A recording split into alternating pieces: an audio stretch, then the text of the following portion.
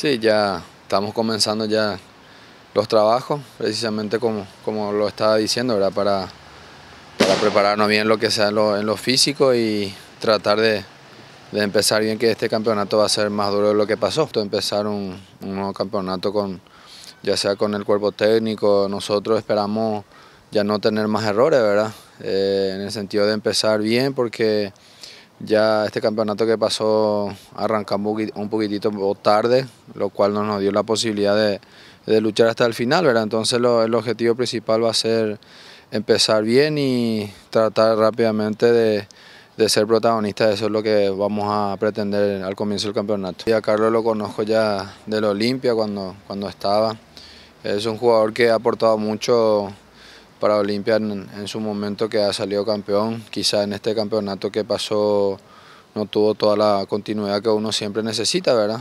Pero de seguro que va a potenciar más el grupo, el plantel, y hoy día que estábamos más o menos justo, creo que el técnico ya va a tener más opciones, ¿verdad? Que es muy importante, y esperemos que rápidamente se pueda acoplar lo que es el grupo, el plantel, y que él pueda hacer lo mejor y dar lo mejor para el grupo, para alcanzar el objetivo que, como dije recién, es poder nuevamente pelear el campeonato y Dios mediante poder ganarla.